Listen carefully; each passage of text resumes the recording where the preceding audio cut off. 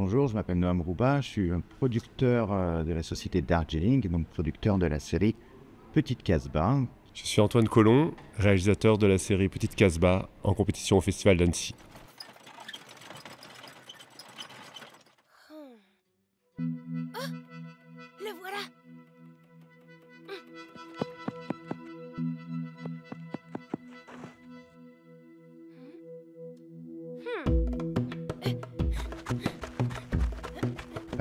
Petite Casbah, c'est une série qui se passe en Algérie dans les années 50, où des enfants issus de différentes communautés, dans un contexte particulier, vont vivre une aventure et vont découvrir que malgré leurs différences, ils peuvent être amis et ils peuvent se constituer en groupe. À la base de ce projet, il y a une envie de France Télévisions de traiter de l'Algérie.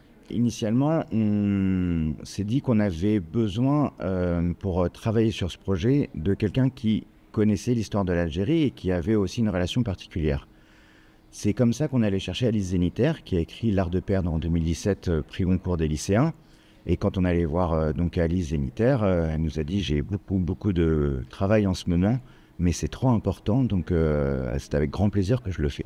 Et c'est comme ça qu'elle a créé, avec sa co-autrice qui s'appelle Alice Carré, l'histoire de Petite Casbah.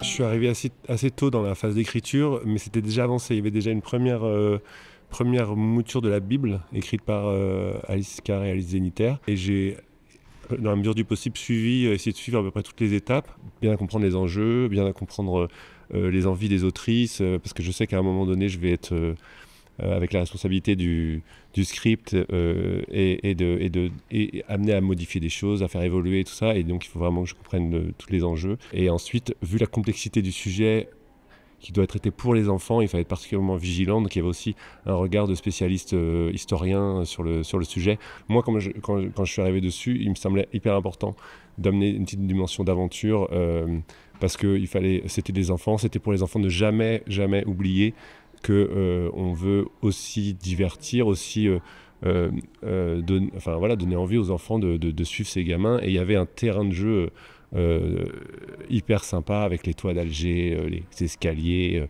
Il y avait un terrain qui était vraiment propice à faire de l'aventure. Alger, la ville d'Alger est un personnage. Et là, on avait un enjeu aussi de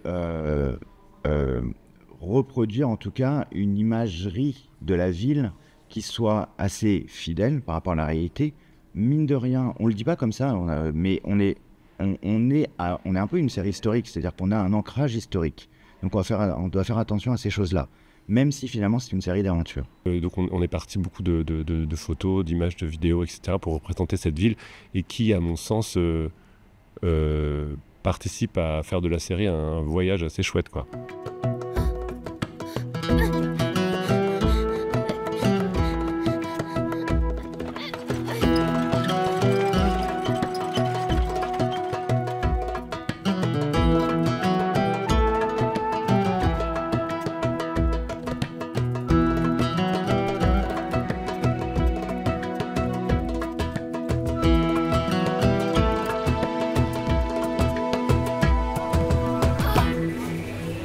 Quel que soit son niveau de connaissance du conflit, on va suivre des enfants qui sont confrontés à une réalité, le frère qui disparaît, comment le retrouver, comment se débrouiller dans cette grande ville, etc., qui à mon avis, peut intéresser n'importe qui, indépendamment du contexte. Une des intentions premières quand on a fait cette série, c'était de déclencher un dialogue intergénérationnel. Et que nous, on a envie, c'est que les petits-enfants posent la question à leurs grands-parents, qu'ils soient d'Algérie ou pas, peu importe.